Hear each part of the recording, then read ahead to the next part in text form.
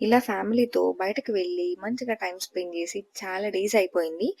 అసలు మేము ఉండాల్సిన వీడియోలో మా మమ్మీ, డ్యాడీ గూడా ఎందుకున్నారని చెప్పి అనుకుంటున్నారా? యాక్చువల్లీ మమ్మీ, డ్యాడీ బెంగుళూరు వచ్చారనమాట. ఎందుకొచ్చారని చెప్పేసి రీజన్ నేను నెక్స్ట్ వీడియోలో చెప్తాను. సో, అలా లంచ్‌కి వెళ్ళామనమాట. సో, మార్తాలిలో ఏం మంచి రెస్టారెంట్స్ ఉన్నాయని చూస్తుంటే ఇది కనిపించింది. ఈ డాబా కనిపించిందనమాట. ఓకే. ట్రై చేద్దామని చెప్పేసి అనుకున్నాం. మా హస్బెండ్‌కి ఆల్రెడీ ఇది ముందే తెలుసంట. చాలా సార్లు వెళ్లారంట. డాబా ఎస్టాబ్లిష్డ్ అనేదో ఉంది మార్తాలిలో.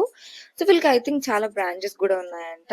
ఫేమస్ డాబా అంట. యాంబియన్స్ అయితే నాకు చాలా నచ్చింది. వెళ్ళక ముందే నేను గూగుల్‌లో ఫోటోస్ చూసినప్పుడు చాలా ఎస్థెటిక్ ఉందనమాట.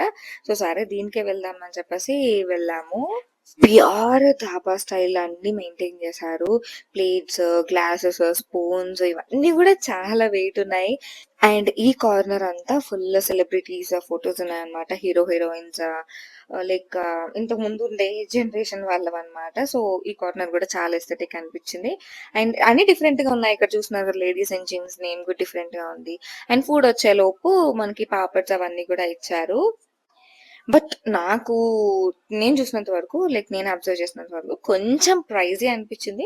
అంటే ప్రైస్ ఉన్నా ఓకే. బట్ క్వాంటిటీ కొంచెం స్టార్టర్స్ అయితే చాలా తక్కువొచ్చాయి.